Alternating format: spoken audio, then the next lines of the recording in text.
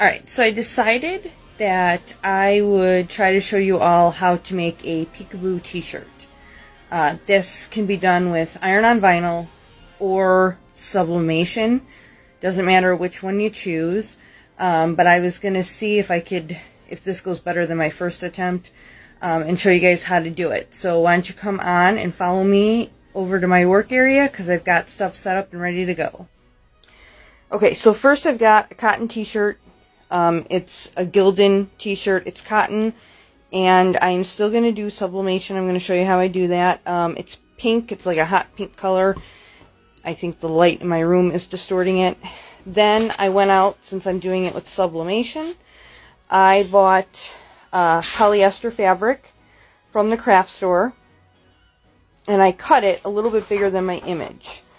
So here's my image that I printed out on sublimation paper, and I'm going to sublimate it onto this piece of fabric here. So basically I left myself about 2 inches all the way around the paper, because you're going to need a border. Your image cannot go to the edge of the fabric, and we'll get to that step. I'll tell you why.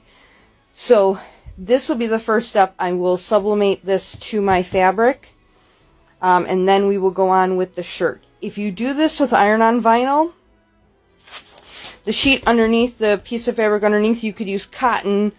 You really don't have to make it polyester. You only need polyester when you're sublimating, and I did 100% polyester so that my sublimation comes out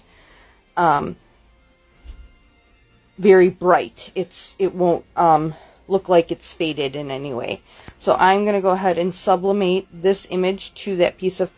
Okay, so that's my image. Already sublimated on this piece of paper.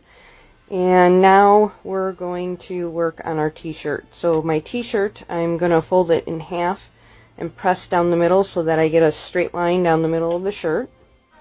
Okay, so I press my shirt down the middle, and that is where my image has to start. So it's 3 inches below my collar, and I've got a straight line. Okay, and this paper is the size of my image. So now what I'm going to do is mark where my first cut has to be and how long they have to be.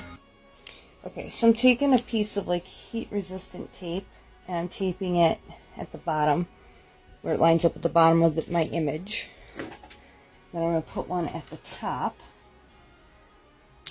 So I kind of have an idea about where I'm going to cut. And then I'm going to put these to mark so I know how far across